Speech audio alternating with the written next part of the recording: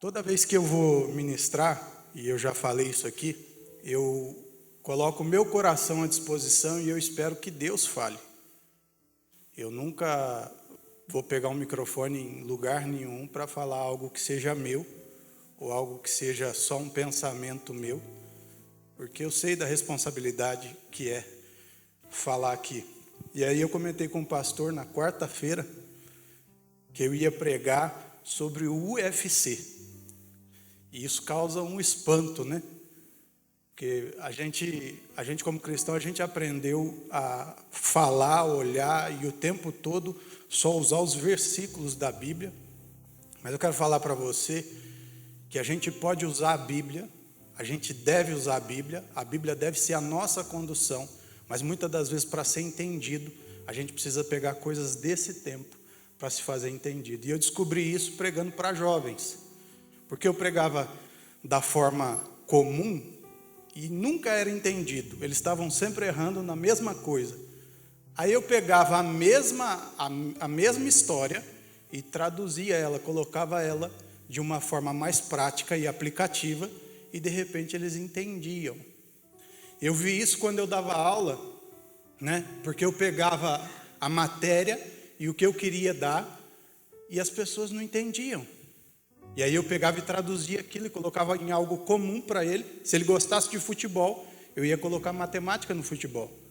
Se ele gostasse, né, de qualquer outra coisa, eu ia fazer isso. E hoje eu quero fazer isso, né, mas para falar de uma coisa muito séria. E foi importante o pastor começar falando a respeito de uma guerra. Porque quando a gente olha hoje, o esporte que movimenta muito dinheiro hoje é o UFC, e eu vou falar do UFC de uma outra forma hoje, só para traçar um paralelo, para você descobrir que todos os dias em que você se levanta, você saiu da sua cama, você colocou o pé para fora, você colocou o pé dentro de um octógono, e dentro desse octógono existe sempre alguém, alguma situação, querendo te derrubar. O que é o UFC? Resumindo, até o leigo entende, o UFC nada mais é que um cara numa ponta, um cara na outra ponta, e os dois estão buscando ficar em pé. Quem cair primeiro, perdeu. Todo dia, quando você se levanta, essa situação está acontecendo com você. E sabe qual que é o grande problema? Você é quem está caindo. É você quem está sendo derrubado. É você quem está sendo imobilizado. Martinelli, mas e o que a Bíblia ensina a respeito disso? Jesus é o nosso treinador. Jesus ensinou o que a gente precisa o tempo todo para estar bem preparado. E aonde eu aprendo isso? Dentro da Bíblia. Aonde eu entendo isso? Dentro da Bíblia. Então, quando eu olho para essa grande luta que eu traço diariamente, eu tenho que entender que o UFC não é Ultimate Fight Champions, né? É unidade, fidelidade e compromisso. Para a nossa vida, e se você for olhar dentro da Bíblia, Jesus não ensinou nada mais que unidade, fidelidade e compromisso. Foram 3 anos falando de unidade, fidelidade e compromisso. Ele ensinou 12 homens sobre unidade, fidelidade e compromisso. Martinelli, por que as coisas para mim dão errado? Porque você está errando em um desses 3 pontos. Quando a gente estuda a mente humana e a gente descobre que as maiores frustrações do homem e da mulher estão dentro das relações humanas, a gente vai entender que eles fracassaram em unidade, ou fidelidade, ou compromisso. Quando a gente levanta todos os dias, a gente olha para a TV e a gente vê o UFC, a gente fala, nossa, que esporte violento, né? Eu sou da época do boxe ainda, o boxe era mais clássico, né? E a gente olha para o UFC e sangue e tudo, e a gente até se escandaliza, mas é exatamente aquela luta que acontece todo dia no momento em que a gente acorda. Todo dia você tem um inimigo na outra ponta, louco para te derrubar. Ou, se ele não conseguir te derrubar, ele vai pelo menos te imobilizar. E ele não está de brincadeira. Às vezes a gente vai falar disso e as pessoas ficam assustadas, porque elas acham que a vida foi feita só para desfrutar. Martinelli, quando começou essa guerra? Começou assim que Adão e Eva saíram do jardim. E ela se mantém até hoje. E o apito final só vai acontecer daqui a um tempo. Então todos os dias você tem que se levantar para um combate. Todos os dias você tem que se levantar preparado. Todos os dias você tem que ser especialista em relacionamentos. Todos os dias você tem que ser um expert em pessoas. Todos os dias você tem que ser muito inteligente e saber lidar com as suas emoções. Por que lidar com as emoções? Porque todo problema está dentro de uma emoção. Martinelli, fui mandado embora. Você vai procurar e você vai entender que o problema está ligado a uma emoção. Eu lembro que onde eu trabalhava tinha uma moça, até conta essa história. Tinha uma moça e eu trabalhava num outro setor, e aí eu cheguei lá e as líderes estavam conversando para demitir ela. E aí eu peguei e falei para a líder, falei, mas que judiação, né? Foi ela que me ensinou a trabalhar. Se hoje eu sou quem sou aqui dentro, eu devo muito a ela. Foi ela que me ensinou os primeiros passos aqui. E eu falei, mas ela sempre foi tão boa no que fazia, né? Sempre feliz e tudo. O que está acontecendo? Ela falou assim, não sei o que está acontecendo. Só sei que ela não bate mais as metas. Ela parece que ela está aqui, mas não está. E aí eu falei assim, eu posso conversar com ela? Pode. E eu fui lá. Eu conversei com ela em média uns 10 minutos, porque era uma empresa onde tudo era muito corrido. Uns 10 minutos no máximo. E eu voltei para a líder dela e falei assim, faz o seguinte, dá 2 dias para ela. Dá 2 dias para ela ir para a casa dela, para ela resolver, porque o problema dela não está aqui na empresa. O problema dela está na casa dela. Ela falou, mas como assim dá 2 dias? Eu falei, não, desconta. Ela vai faltar, você desconta, só não manda ela embora. E quando ela voltar na segunda-feira, né, ia dar 2 dias, quinta, sexta, sábado e domingo ela já ia ficar em casa. Quando ela voltar na segunda-feira, se ela não mostrar diferença, aí você pode tocar à frente. E a líder, muito minha amiga, entendeu e falou, não, vamos fazer isso. E aí ela passou esses 4 dias, quando ela voltou na segunda-feira, ela era outra pessoa. As metas aconteceram, os dias foram passando, eu deixei de voltar lá, voltei lá só um mês depois. Quando eu voltei um mês depois, eu perguntei da moça, falou assim, Martinelli do céu, não sei o que aconteceu, mas agora ela já está para ser promovida. Qual que era o grande problema ali? O problema ali era um problema emocional, era um problema que fazia ela parar, que imobilizava ela. Todos os dias ela levantava da cama, ia para o trabalho e existia um problema imobilizando ela. Quando o lutador no UFC está imobilizado, o que acontece? Ou ele pede para desistir e se entrega, que é o que muita gente faz com o suicídio, com o vício em qualquer área, né, o alcoolismo ou qualquer outro. Ou ela fica ali se sufocando até ela apagar. Era exatamente isso que a falta de perdão fazia naquela moça. E aí depois dela ter resolvido isso, quando ela volta para o trabalho, o coração dela, a alma dela, o espírito dela, as relações dela estão todas dentro do trabalho. E aí ela começa a ser eficiente.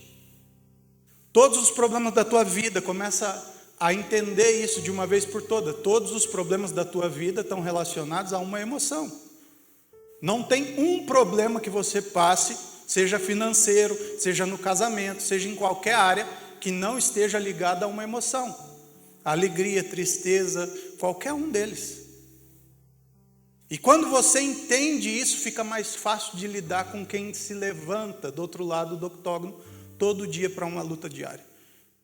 Às vezes a gente olha um campeão, né, de UFC, a gente vê ele com cinturão dourado, com milhões na conta, e muita gente acha que a vida dele se resume a 3 rounds de 3 minutos, ou 5 rounds que seja. O problema é que ninguém nunca entendeu a vida de renúncia que ele tem que ter, a vida de treinamento que ele precisa ter, para ele estar de pé naquele dia recebendo o cinturão. Quantas vezes você não se prepara, quantas vezes você não pratica as renúncias, para estar bem preparado, para sair desse octógono no final do dia vencedor. E aí você sai frustrado, achando que você é um perdedor, que você é um derrotado, que todo mundo prospera, só você não, que a sua vida é um lixo, mesmo estando na igreja. E aí você passa a ser não só o abatido, mas você passa a ser o autossabotador. Porque você trabalha para o inimigo, você trabalha para o seu oponente.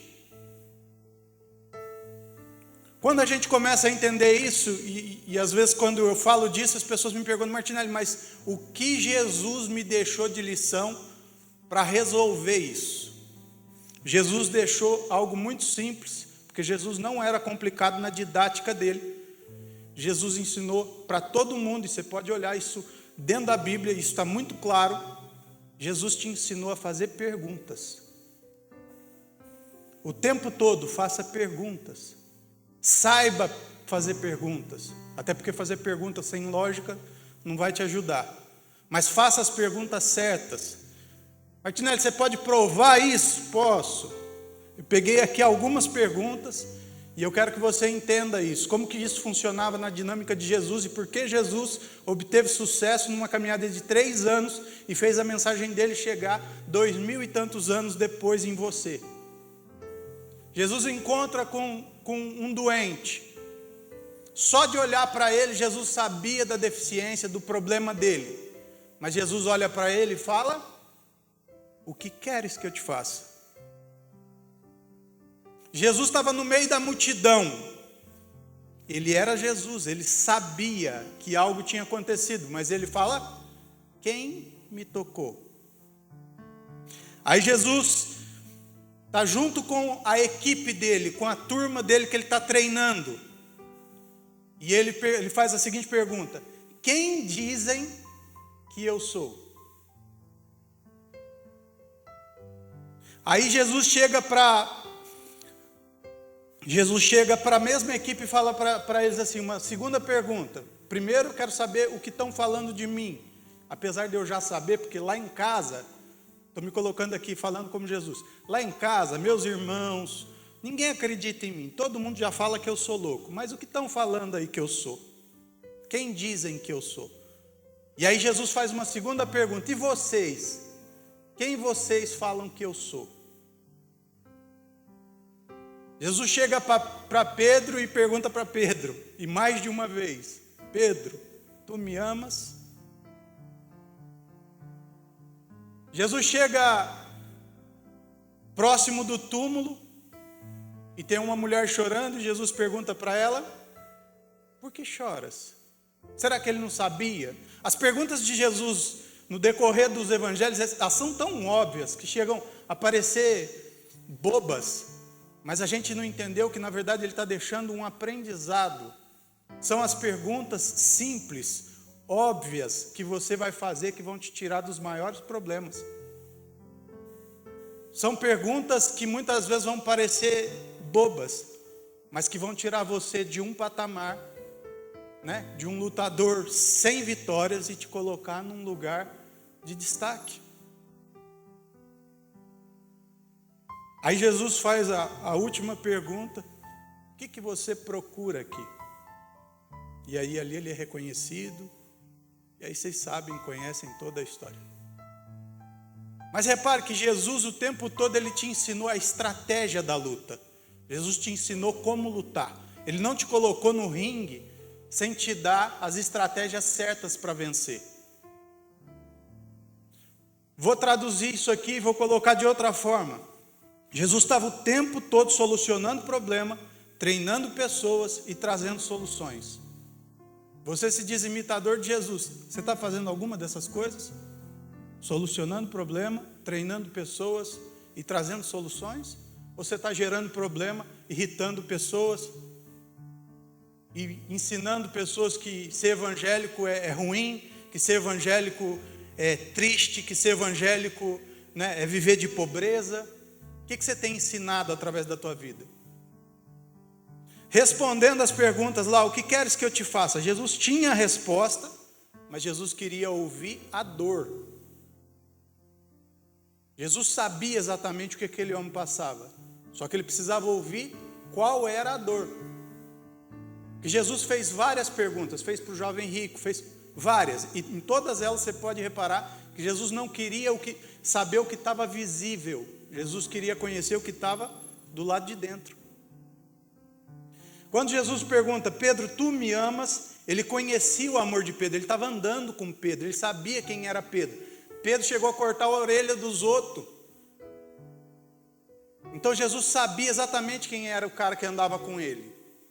Jesus sabia que Pedro tinha renunciado à vida dele de pescador e tudo, e passaram muita coisa junta. Quando Jesus pergunta, Pedro, tu me amas? Jesus não queria saber se realmente Pedro amava, mas Jesus queria conhecer a fidelidade de Pedro.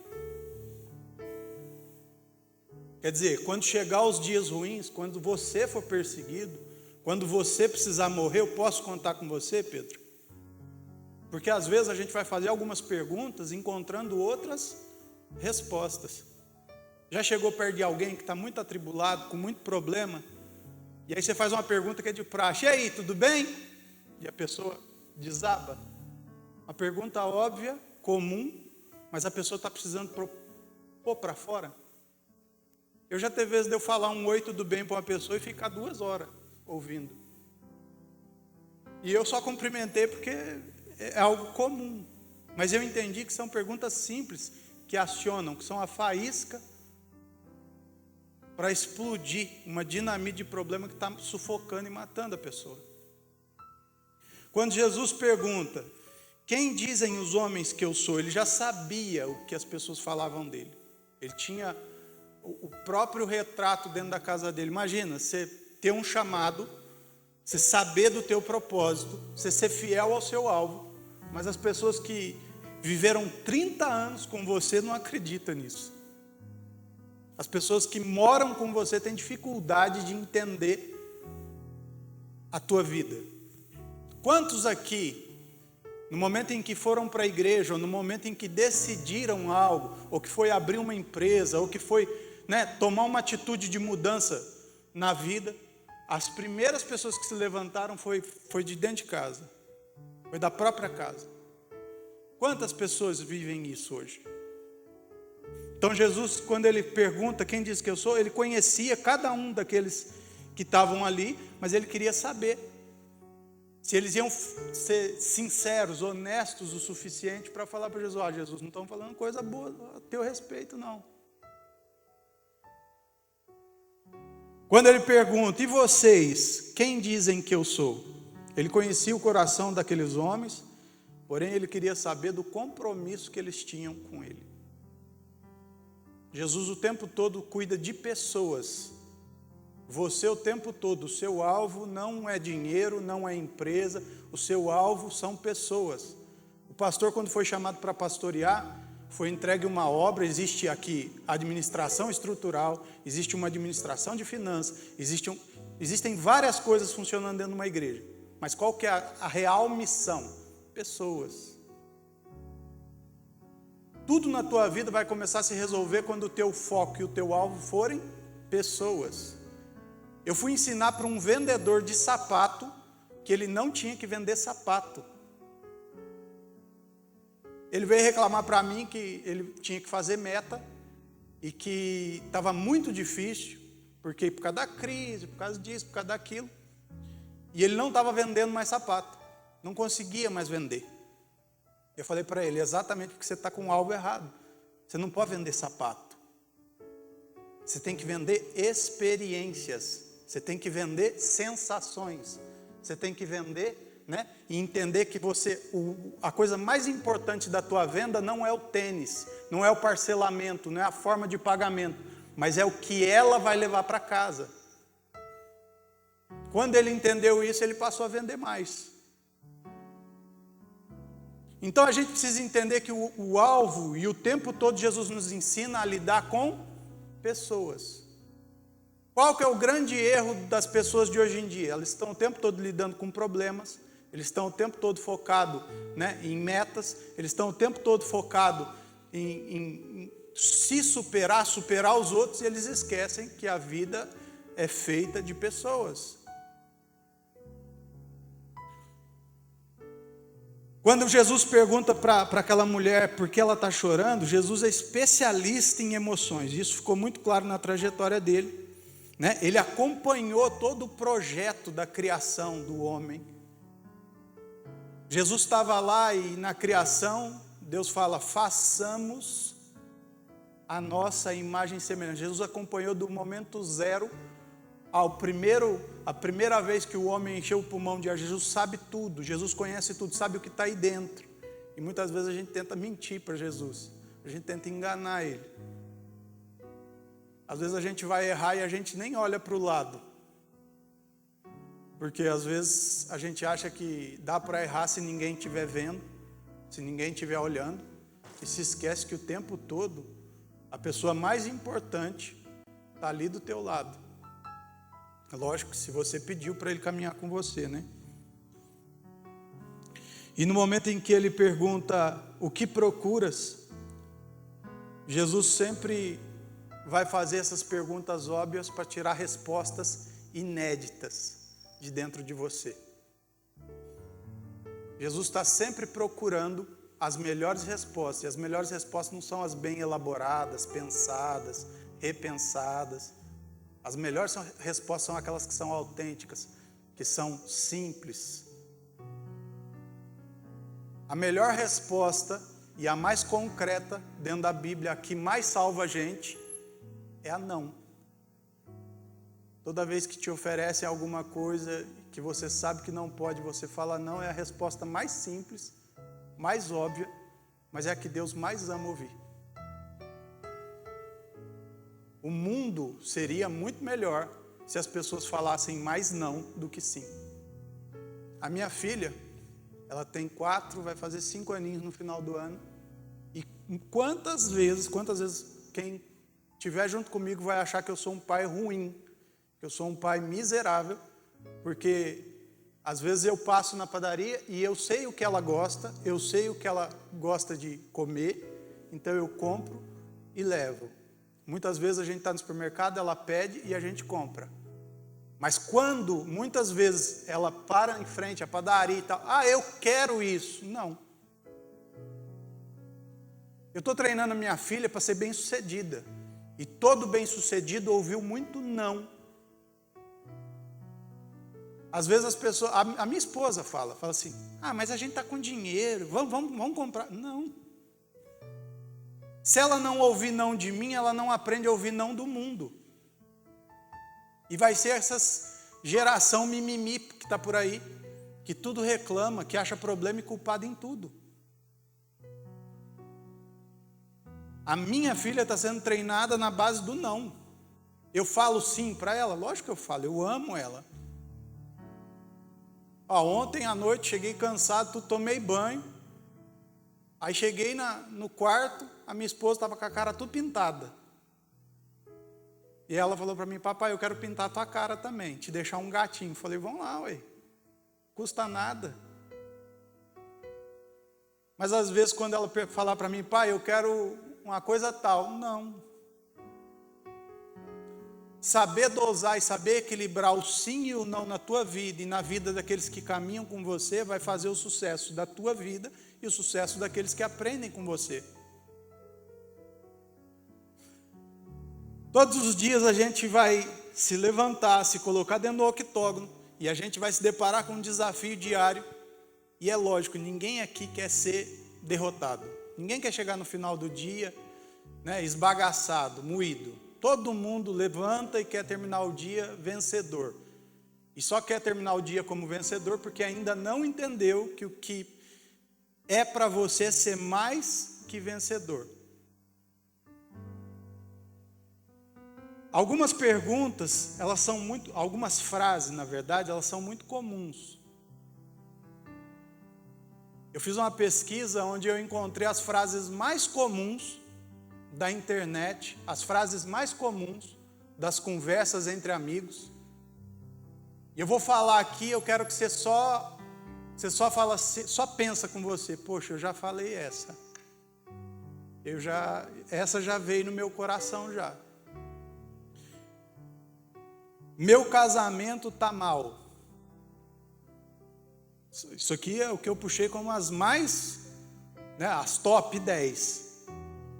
Minha vida financeira está de mal a pior. Eu sou um colecionador de fracassos. Nada dá certo para mim. Isso aqui é para as mulheres, tá? Os homens ficam tranquilos. Meu marido não me dá atenção. Vivo procrastinando meus objetivos. O ano acabou, vai contando aí as que você já falou. O ano acabou e eu não consegui novamente. Esse aqui é de crente. As promessas de Deus não se cumprem para mim. Tudo dá certo para os outros e nunca para mim. Se eu tivesse o dinheiro dele, eu seria feliz. Deus nunca me ouve. Essa daqui é atualíssima. A pandemia acabou comigo. Esses políticos são os responsáveis por tudo que está acontecendo. E a top one da lista, eu não tive tempo. Contou aí? Conseguiu contar? Quantas? Agora deixa eu traduzir cada uma delas, eu vou colocar de uma forma, quero que você não se sinta ofendido, mas a resposta objetiva, clara e emocionalmente tratada para cada uma delas. Quando você fala assim, meu casamento está mal, a resposta mais óbvia, que muitas vezes vai doer em você, seria: você tem metade da culpa. Porque quando você casa, você passa a ser um. Então seu casamento não está mal só por conta do outro, está mal por culpa sua também. Minha vida financeira está mal porque você não respeita o próprio suor. Se você respeitasse o próprio suor, o próprio esforço, você ia administrar melhor. Sou colecionador de fracasso porque você não aprende nada com os próprios erros. Se você aprendesse com os erros, você ia fracassar uma vez só. Ia aprender as lições e ia prosperar na etapa seguinte. Nada dá certo para mim. Por que nada dá certo para mim? Porque você vive no mundo ideal e não vive o mundo real. Às vezes eu falo disso e as pessoas me perguntam qual que é a diferença. E é muito importante a gente saber diferença de coisas básicas, porque o povo quer falar difícil, mas não sabe a diferença de coisa básica.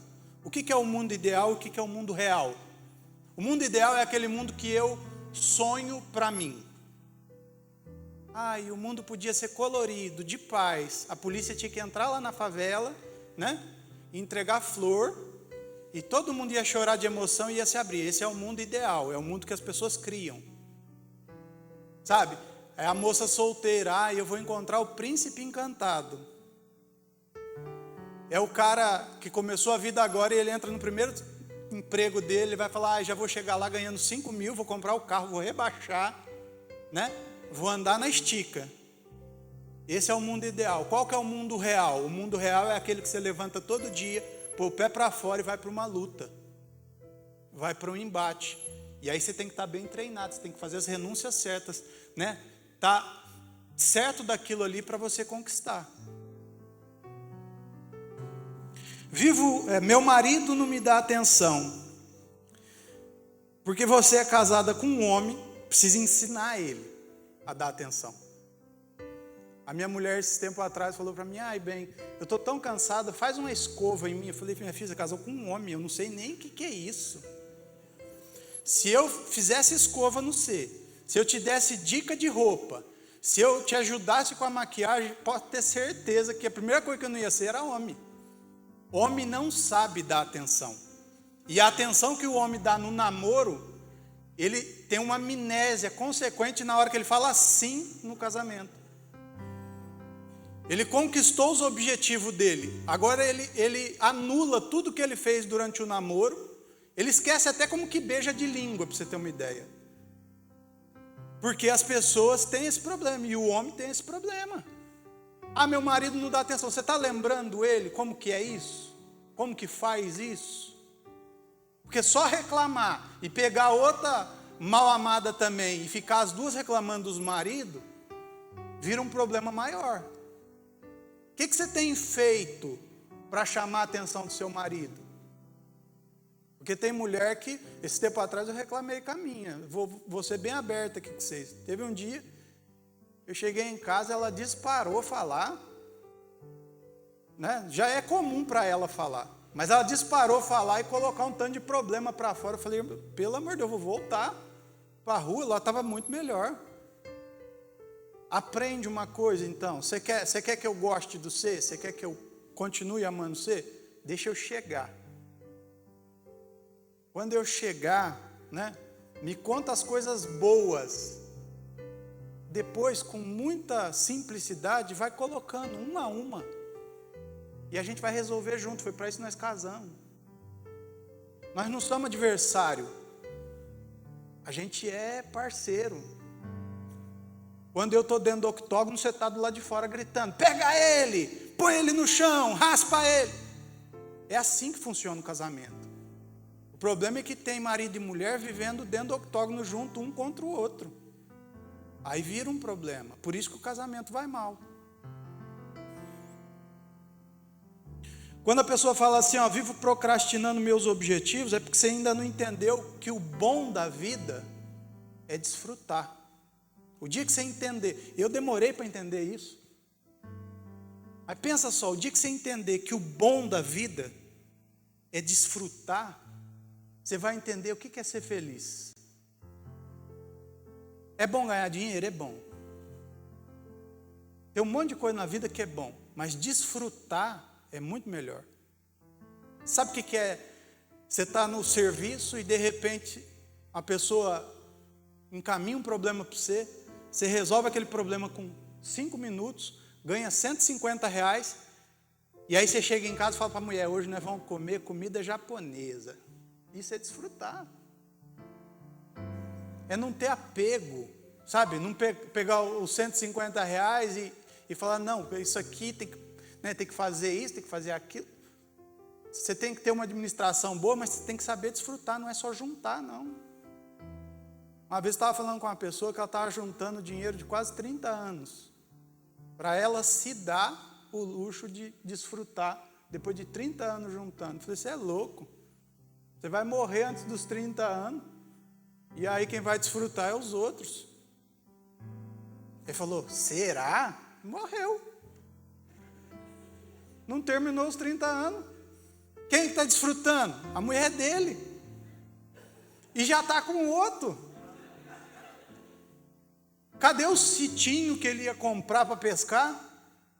Bobão mesmo, ficou juntando lá, não desfrutou. Você tem que entender que uma parte do teu dinheiro você tem que investir. Uma parte você tem que sim colocar de forma responsável, pagar as contas, tal, guardar, fazer uma poupança. Mas uma parte desse dinheiro você tem que desfrutar. Desfrutar. Porque senão a vida vai ficando pesada. As relações vão ficando pesadas. E aí você chega no final de uma vida e você vai ver muito disso. Pessoas que passaram a vida toda juntando, quando não morreu antes de desfrutar, chegou no final e já não tem mais família, e já não tem mais com quem dividir, e já está uma brigaiada por causa da herança. É o que mais acontece.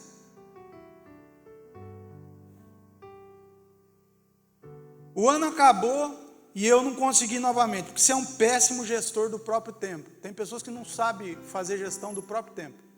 Ele gasta tempo com coisa que não é necessária e deixa de investir tempo naquilo que ele precisava fazer. Você vai ver um monte de gente assim. As promessas de Deus não se cumprem para mim. Por que elas não se cumprem? Lembra do último hino que a Mariana cantou aqui?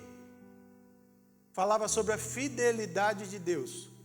Se Deus é fiel e se Ele prometeu, por que Ele não cumpriu? Porque você está atrasando a vida dele. Você que está atrasando as coisas. Eu tenho para mim, isso é uma lógica minha. Se você quiser discordar, tudo bem. Não é nem bíblico, é um posicionamento meu a respeito de Abraão. Mas Abraão só foi ter Isaac lá na velhice e tal, justamente porque a própria Sara vivia arrumando, né, problema nela. Deus já tinha prometido, já fazia um tempo, mas precisava que eles acreditassem. Quando Sara coloca Agar com Abraão, eles estão atrasando a promessa de Deus. Toda essa guerra, toda essa confusão que está lá, isso é um atraso. E quem gerou? A gente.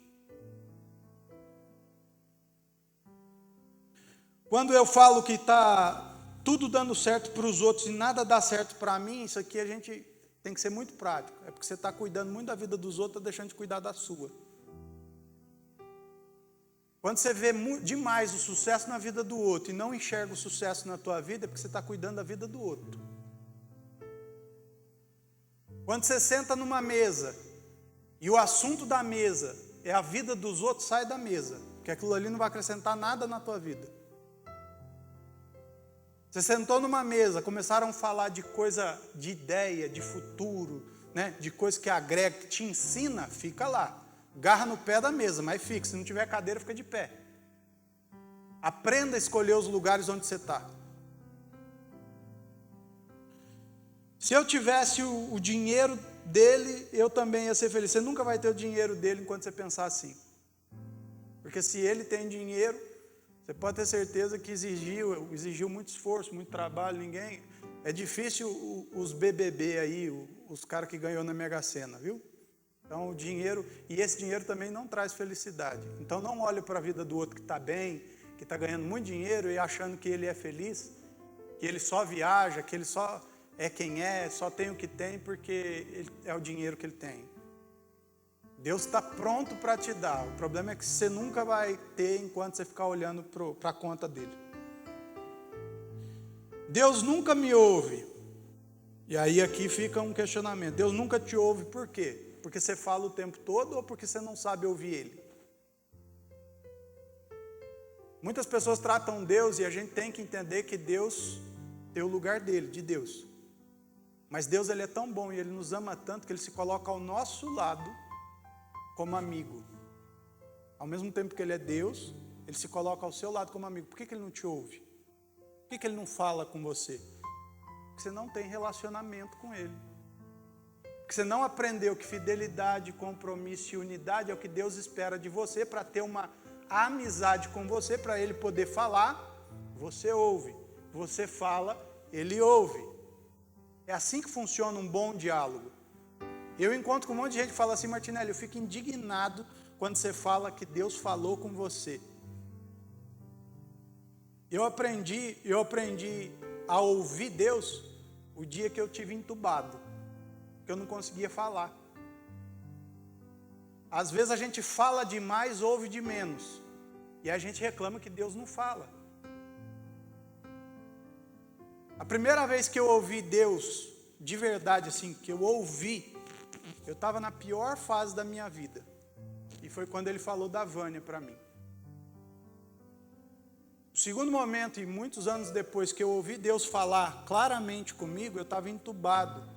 Eu conseguia ouvir as pessoas na UTI, mas eu não conseguia falar. Imagina um tubo dessa grossura atravessado aqui dentro, a única sensação que você tem é um desconforto absurdo. Em vez de um cano, eu achava que estava com arame farpado dentro da garganta. E aí quando eu tinha aquela sensação de desconforto, eu chorava e eu falava com Deus ali, porque eu tinha consciência. E ali eu ouvia Deus falar claramente, fica tranquilo, a gente vai sair daqui. Fique em paz. Porque do lado de fora, o que eu estava ouvindo? Está tudo errado, os batimentos estão errados, ele está com isso, a febre está subindo, não sei o que, não sei o que, não sei o que. E eu chorava porque eu estava ouvindo. Eu falava, Deus, eu vou morrer, né? E aí Deus falou, fica tranquilo, fica calmo, a gente vai sair daqui. E aí eu acalmei. E aí o batimento volta, a febre diminui, as medicações vão amenizando, a alimentação começa a chegar, eles tiram o tubo. Às vezes quando você sabe ouvir Deus, tudo vai entrando no lugar de novo. Os homens estavam no barco, e o tempo todo eles estavam desesperados. Imagina, você já viu alguém desesperado que não fala, que não grita? A tempestade, os homens no barco e Jesus deitado. Quando Jesus levanta, eu vejo as cenas dessa forma. Jesus levanta se espreguiçando, calmo. Jesus olha para eles, olha para o mar e fala. Eles precisaram primeiro se assustar, se chocar com a atitude, para silenciar, para depois Jesus falar. Jesus não fala enquanto você está gritando, enquanto você está esperneando, enquanto você está reclamando. Jesus vai esperar o momento, ele é educado. Ele vai esperar o momento de falar. E ele vai esperar o momento que o teu coração está pronto para ouvir. Agora aqui a mais comum, que eu comentei, a pandemia acabou comigo. Deixa eu explicar um negócio para vocês. A pandemia existe, o vírus existe, ele mata, a gente não tem como negar isso, mas a pandemia não acabou com a tua vida, não acabou com as suas finanças, não acabou com o teu lado emocional, não acabou com a tua intimidade com Deus. Quem acabou com tudo isso e acaba com tudo isso, mesmo sem pandemia e sem vírus, é você. Martinai, mas você está batendo doido, nós estamos falando de UFC, né? Então vamos bater mais firme. Eu encontrei uma pessoa que falou para mim assim: ai, Martinelli, que vontade de te abraçar. Ai, se não fosse essa coisa da pandemia, que a gente não pode abraçar. Eu falei: você nunca me abraçou? Ué, que desculpa que é essa? Nunca me deu um abraço, agora vai jogar a culpa na pandemia? O problema é que as pessoas estão o tempo todo jogando a culpa em alguém, em alguma situação, eles não assumem. Você sabia, e eu vou trazer daqui a pouco, um dado falando de novo disso aqui, e você vai entender que a pandemia, ela não mexeu com a vida financeira de quem entendeu que a pandemia é um momento. Toda situação se define com decisão. Quando você toma as decisões, você muda as situações. Aí tem gente que está vivendo uma situação, tem 20 anos. E por que ela está vivendo a situação tem 20 anos? Porque ela nunca tomou uma decisão. Eu estava uma vez na Unicamp e aí tinha um senhor lá cuidando de câncer no pulmão. E aí ele falando comigo e tal, estava tratando do câncer no pulmão, e não sei o que e tal. E aí minha mãe, emocionou ali, orou por ele ali na fila ali. Ele acabou de receber a oração, saiu no canto e foi fumar. Eu falei: você vai morrer. Porque você está vivendo essa situação tem anos e você não tomou a decisão de parar de fumar. Ah, mas eu preciso porque eu fico nervoso. As pessoas sempre vão arrumar uma desculpa. Ah, mas eu preciso porque eu fico nervoso, porque eu fico ansioso. Eu falei: meu filho, então já era. Esquece a oração que ela fez aí, porque não... Passa a entender isso. Qualquer situação na tua vida, ela só vai durar o tempo de você tomar uma decisão. Qualquer situação, boa ou ruim, são as suas decisões que falam o momento que começa e o momento que termina. Ah, eu vivo um relacionamento abusivo, até o momento que você tomar uma decisão. Ah, eu vivo um vício que eu não consigo largar, toma uma decisão. Ah, eu já ouvi muito isso, eu queria muito ir para a igreja. Ué, por que você não foi? Estou aqui os horários do culto.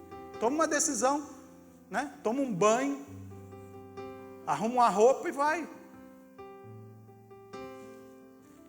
Esses políticos são responsáveis por tudo. Engraçado que nenhum político chegou lá sem ser eleito, A gente vive num sistema democrático. E para ele estar lá te roubando, foi você que elegeu. Ou pelo menos você se omitiu e ajudou ele a ser eleito. Porque na política a linguagem é muito simples. Ou você trabalha a favor, ou você trabalha contra. Uma coisa que é muito importante a gente entender, que todo político que rouba, que pratica corrupção e tudo, ele não é diferente em nada de quem está do lado de baixo. Às vezes, se você estivesse lá no lugar dele, você seria muito pior. Eu conheço gente que vivia reclamando dos políticos. O dia que virou político, roubou mais que os que ele reclamava. E qual que é o grande problema? O problema é que você deixou a política, Hoje em dia, esses dias eu estava trabalhando, o pessoal fazendo churrasco e falando de STF, sabia o nome dos ministros, sabia o nome dos políticos, sabia o nome da comissão que investiga lá a Covid, sabia o nome de todo mundo. Há uns 5 anos, não vou longe, 5 a 10 anos atrás, ele sabia o nome dos jogadores do time dele todinho, mas não sabia o nome nem do político que ele tinha votado. O que está mudando no Brasil? O interesse que a população está ganhando a respeito de quem eles dão a procuração para cuidar do Brasil, está mudando. Por isso que o país está mudando. Quando você passa a se preocupar, né, com quem você está passando uma procuração, aí começa a mudar. E eu não tive tempo. Isso nunca será uma verdade, mas sim uma falta de compromisso. Imagina que desde aquela época, o dia nunca mudou. Sempre teve 86.400 segundos, todo dia. E aí uma pessoa que reclama que não tem tempo, vai estudar a vida dela, vai entender por que ela fala que ela não tem tempo, você vai saber que ela faz uma péssima gestão do próprio tempo. Às vezes eu vou falar sempre da minha esposa porque eu estou casado com ela, né? Então a pessoa que eu mais conheço é ela. A minha esposa chega em casa e vamos supor, o objetivo é sair de casa rápido para não perder o horário de alguma coisa. Para não chegar atrasado e falar, ai, o tempo, né, correu contra a gente. Só que ela começa a fazer as coisas de trás para frente, né? Então, prioridade, uma lista de prioridade na tua vida é o que faz ter uma gestão boa do tempo. Quando você sai da cama sabendo o que você vai fazer e quais são as prioridades do seu dia, você nunca vai chegar no final do dia frustrado. Porque você vai chegar lá e falar assim, ó, eu tinha isso para fazer e eu fiz isso. Sobrou tempo e eu fui fazer as outras coisas. Vamos voltar lá e agora a gente vai fazer as perguntas. Martinete falou que Jesus ensinou a gente a fazer as perguntas, né? E eu não sei como fazer essas perguntas. Então vamos lá. Meu casamento está mal. Qual que é a pergunta que você vai fazer para isso? Eu falei que se o seu casamento está mal, a culpa é metade sua. Meu casamento está mal. Por que o meu casamento anda mal? Eu já conversei com meu marido, com a minha mulher, por que está diferente? Será que eu sou de verdade? Vou tocar num assunto aqui, que às vezes as pessoas têm dificuldade. Uma vez estava conversando com uma pessoa, ele é bem mais velho que eu, e ele comentou comigo que ele estava tendo problema na vida sexual dele, porque ele queria e a mulher já não queria mais, e tal, e estava tendo uns problemas, porque já estava olhando umas meninas na rua, e não sei o quê. Eu falei para ele, você já conversou com ela a respeito disso?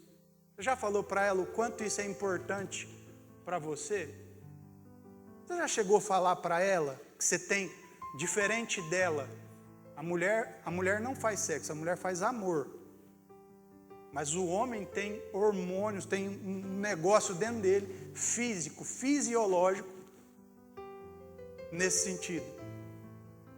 A mulher, quando faz amor, ela faz pelo que ela está sentindo. O homem, quando faz amor, faz por tudo aquilo que quer pôr para fora. E eu falei para ele, você já conversou com ela? Ele falou, nunca conversei, eu tenho um monte de vergonha de falar com ela sobre isso. Eu não sei o que ela vai pensar, mas você é casado com ela. A Bíblia fala que o corpo dela é seu, o seu é dela, o que vocês estão... Aí, ele, passado um tempo, ele foi e conversou com ela. Aí falou, Martina, resolveu. Ajeitamos, está tudo correndo bem. Uma conversa. Então, quando o teu casamento está mal, você tem que se perguntar, por que o meu casamento vai mal? Em que área está mal? Quando eu casei, que eu descobri que o maior problema da minha esposa é que ela era consumista, de gastar tudo, sem pensar na vida, sem pensar no amanhã. Sabe o que eu fiz? Eu peguei tudo que a gente ganhava, eu e ela junto, pus tudo na mão dela. Falei, ó, os cartões de crédito, né, o dinheiro, tá tudo aqui. E se chegar no final do mês e não sobrar dinheiro, a culpa é sua. Aí nós vamos conversar. Sabe o que aconteceu? A minha mulher deixou de ser consumista e passou a vender. A Vânia hoje, além de trabalhar, vende bolsa, vende blusa. Por quê? Porque ela entendeu que é melhor ser vendedor que comprador. E ela entendeu também o valor do desfrute. Ela entendeu que tudo aquilo que ela ganha no fixo sustenta a nossa casa e faz nossa poupança. Tudo aquilo que ela vende é extra, é para a gente curtir. Minha vida financeira está de mal a pior. Por que a minha finança está ruim? Como que eu estou aplicando meu dinheiro? Quanto eu estou ganhando por mês? Será que eu não tenho talento suficiente para ganhar mais? Porque às vezes tem gente que está amarrado no emprego ganhando lá um salário de miséria, tem talento suficiente para fazer muito mais, e não sai daquela vida porque tem medo, tem insegurança. Tem um amigo meu que comprou o último livro meu e ganhava R$ 2.500 por mês. Aí comprou o livro, eu nem sabia. Aí falou para mim: Martinelli, comecei a ler o livro, pedi conta. Eu falei: rapaz, que responsabilidade, que negócio que é esse? Não, pedi conta. Eu li 3 coisas lá que eu li lá que eu não nasci para dar lucro. Eu li lá que eu tenho que acreditar e confiar nos talentos que eu tenho dentro de mim. E li lá que a minha prioridade como pessoa é a minha família. E eu não tenho tempo para elas, trabalho que nem um cavalo. E não estou ganhando o que eu deveria ganhar. Eu falei: você honrou seu patrão nesse período? Honrei, enriqueci ele. Agora está no momento de eu fazer para mim. Beleza. Não passou 2 meses, ele tinha a própria empresa, estava ganhando 8.000. Estava trabalhando de segunda a sexta, tinha tempo para viajar com a família. O que mudou na vida dele? Ele só entendeu o que ele era capaz de fazer.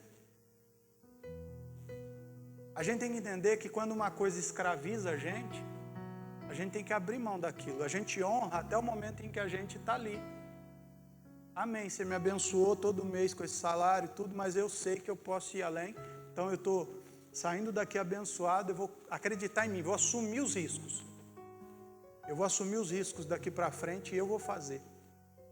Você tem a chance de dar certo ou de dar errado.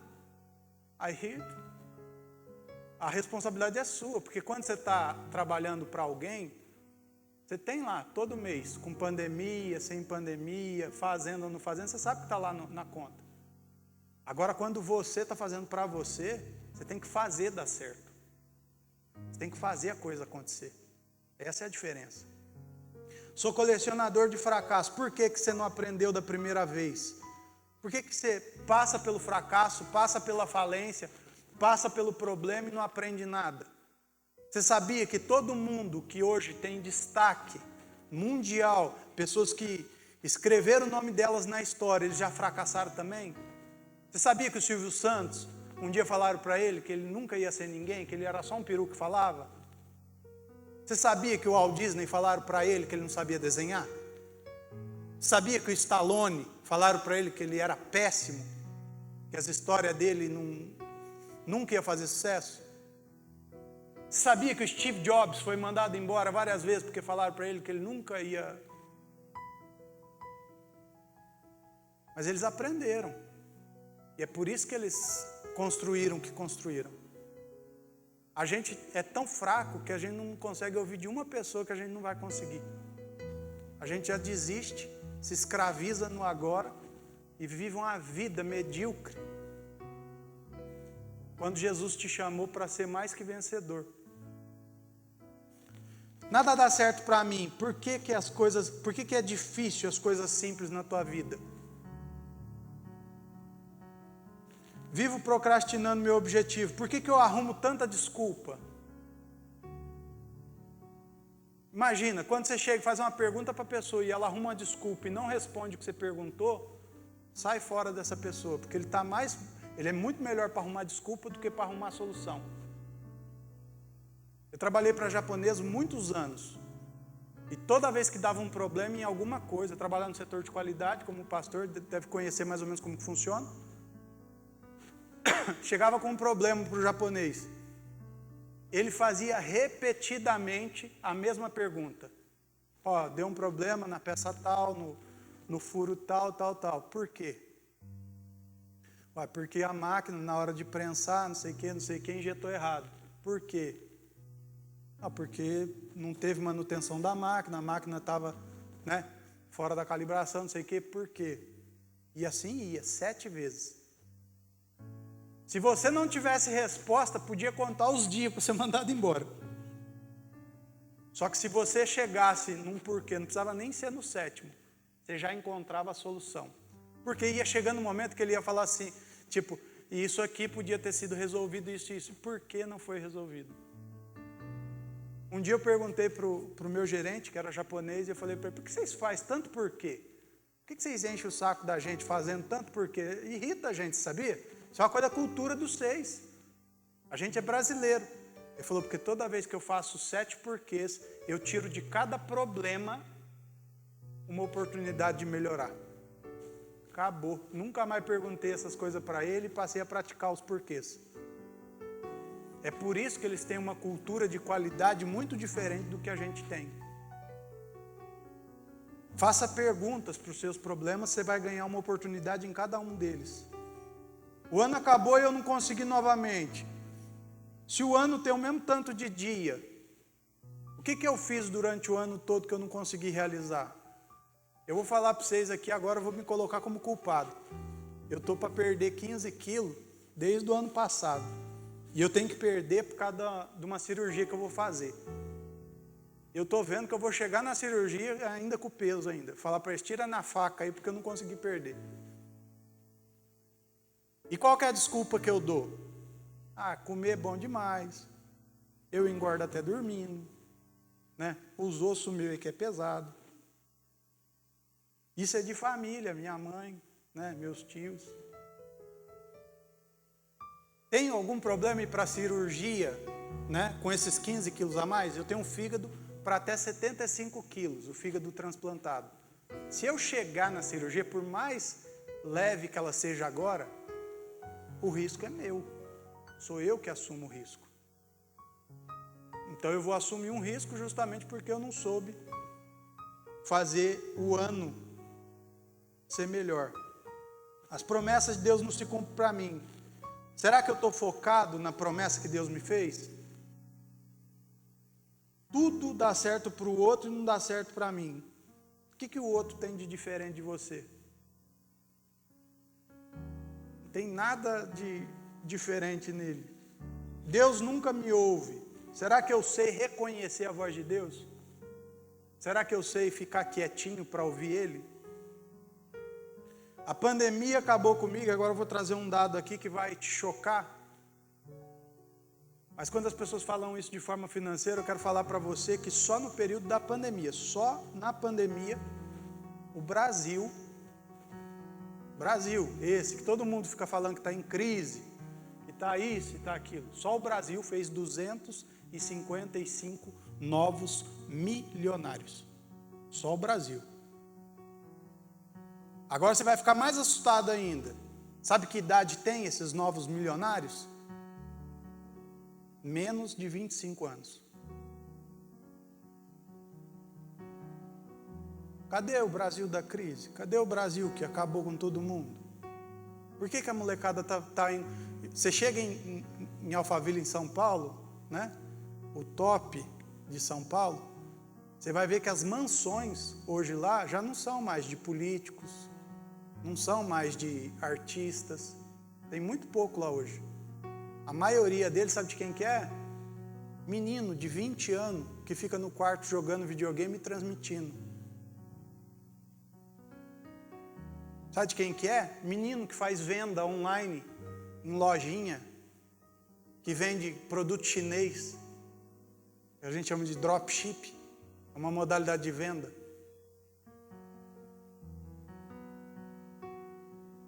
Então, o que aconteceu? A gente arrumou uma desculpa para fracassar na pandemia. Eu posso falar para vocês de mim. Na pandemia, durante o ano 2020, eu aumentei a receita da minha casa. Na pandemia. Martinelli, com o que você trabalha? Eu trabalho com posicionamento digital. Eu pego empresas que são físicas e querem aparecer no digital. Sabe o que aconteceu com a pandemia? A pandemia acelerou 10 anos de um processo natural das pessoas entenderem que daqui a um tempo não se compra mais em loja física. A loja física vai existir só para um charme. A porta aberta lá vai existir só para atendimento VIP. 80%, 90% das vendas vão ser feitas pela internet. Esses políticos são responsáveis por tudo isso. Deixa eu te fazer uma pergunta. Quem que você votou nas 2 últimas eleições? Você lembra o nome deles? Lembra o número que você colocou na urna? Eu não tive tempo. E aí eu vou perguntar, Quanto tempo você gasta por dia no seu Instagram? Quando você fala que não tem tempo, que não conseguiu porque faltou tempo, quanto tempo você tem gastado na televisão, na frente da televisão? Um dia uma pessoa falou para mim, eu não consegui te trazer porque eu não tive tempo. Eu falei, você tem celular? Aí tem. Me dá o celular. Peguei o celular, abri a conta dela do Instagram, e lá no Instagram fala quanto tempo ela gastou naquele dia no Instagram. Só com o Instagram aberto. Aí eu falei para ela, se você não tivesse passado essas 4h20 no Instagram, você tinha tido tempo para trazer o que eu te pedi. Quando a gente chegar lá no dia final, esse tipo de desculpa, essas desculpas que a gente costuma dar, não vai fazer sentido. Porque foi Jesus que ensinou a fazer perguntas.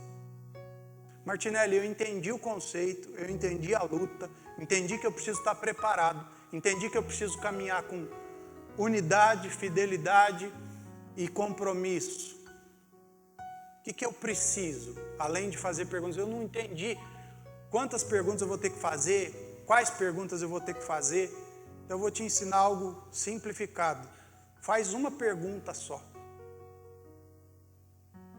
Faz a seguinte pergunta, tudo que você for decidir fazer, né, na tua vida, faz uma única pergunta. O que Jesus faria? Você já resolveu os problemas todos. Se você ainda não aprendeu a fazer essas perguntas todas, a questionar, trazer as decisões para mudar as situações, faz uma pergunta só. O que Jesus faria?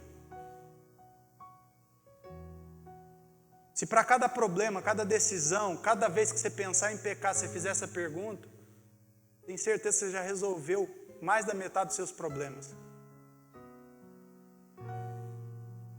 Antes de falar o que Jesus faria, antes de tomar uma decisão, o que Jesus faria?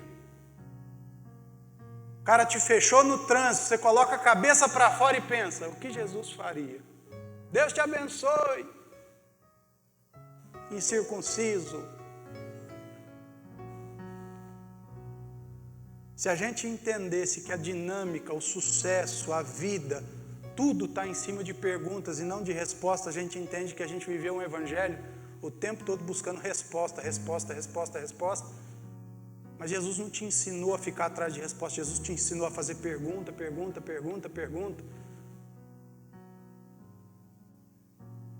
Jesus quer o tempo todo que você faça perguntas. Jesus quer te ensinar. Eu trouxe hoje aqui, até quero dar de presente esse aqui para o pastor. Eu trouxe um livro que nasceu durante a pandemia. E dentro desse livro eu coloquei pelo menos uns 15 anos de vida ali. 15 anos de experiência, 15 anos de conhecimento, de tudo que eu estudei ao longo desses 15 anos. Tudo que eu estudei na vida profissional, tudo que eu estudei na vida pessoal, tudo que eu aprendi doente, tudo que eu peguei e coloquei aqui. E sabe o que era isso aqui? Isso aqui nada mais era que o meu manual, a minha anotação para a minha vida. Isso aqui era para me guiar. Tudo que você vai ler aqui, você vai entender assim, eu mostro um problema, olho para uma dor, e aí eu pergunto, como mudar isso? E aí logo depois eu faço uma segunda pergunta, o que fazer? De cada dor, de cada problema desse, aqui são 140, eu tirei uma oportunidade de mudar. Aí eu peguei e pensei assim, poxa, eu terminei, concluí, e aí eu fiz uma pergunta para Deus, Deus, eu tenho que publicar, não tem? Porque é o meu quarto livro. Tem que publicar, não tem? E aí Deus falou para mim assim, você vai publicar. E quando Deus tem propósito em alguma coisa, você não tem que ficar correndo atrás. Lembra daquele negócio que a bênção é que vai correr atrás de você? Entende isso? Não fica forçando a barra, não. Eu falei, não, então eu vou publicar. Abri o meu celular, o primeiro anúncio que me aparece. Uma editora. Aí eu vou falar com o cara da editora. O cara pega e me cumprimenta. Paz do Senhor. Falei, pronto. Aí a gente começa a conversar, a negociar, ele leu o livro, ele falou para mim: Martinelli, eu vou falar algo e eu vou ser bem honesto com você, eu tenho mais de 10 livros escritos, já viajei o mundo, eu li o seu conteúdo, e eu vou ser bem sincero com você, não é porque eu quero publicar, mas você precisa publicar. Porque tudo que está aí, na verdade, fala de tudo que as pessoas estão precisando ouvir, e muitas vezes não tem quem fale. A recomendação é que as pessoas leiam pelo menos 1 ou 2 capítulos por dia, porque eles não vão dar conta de ler tudo. Porque cada problema daquele ali vai mostrar uma coisa que eles precisam mudar, uma ótica que eles precisam colocar na vida deles. Então a gente vai publicar, né? A gente, mesmo com a pandemia, com os problemas todos em São Paulo, a gente vai publicar, e esse livro sai até maio. E realmente chegou na sexta-feira.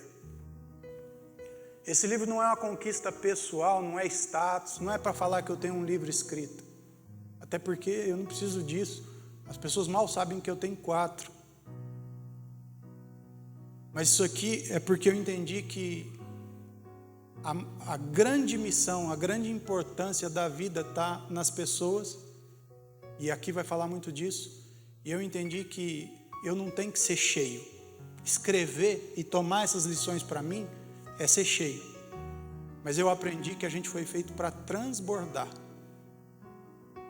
E é dessa forma que eu escrevi, que eu deixei à disposição, né?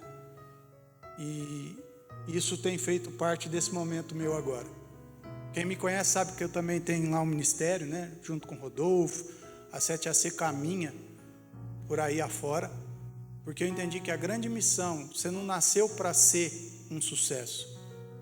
Você não nasceu só para vencer um dia depois do outro. Você nasceu para influenciar. Você nasceu para fazer pessoas prosperarem. Você nasceu para fazer a vida das outras pessoas ser boa e não só a sua. Você não nasceu para simplesmente ser cheio, mas nasceu para transbordar. Amém? A Vânia depois tem um livro lá, se você quiser. E esse aqui é do pastor. Esse aqui eu deixei para o pastor. Deus abençoe a vida de vocês. Que vocês possam levar a mensagem de hoje com vocês. Obrigado, irmão. Deus abençoe. Enquanto o grupo de louvor se prepara para louvarmos a Deus, terminarmos esse culto, já que o negócio é pergunta, eu vou terminar fazendo pergunta. Prioridades. Onde você vai passar a eternidade? E a segunda pergunta, o próprio Jesus fez em um dos seus ensinamentos. O que adianta ganhar o mundo inteiro e perder o quê? A sua alma. Então nós temos que lutar para viver bem, temos que lutar para fazer essa estadia de 70 anos boa. Mas a pergunta principal tem que estar respondida: onde eu vou passar a eternidade? Em quem a minha vida está escondida? Porque se eu ganhar o mundo inteiro e perder a eternidade, perdi tudo.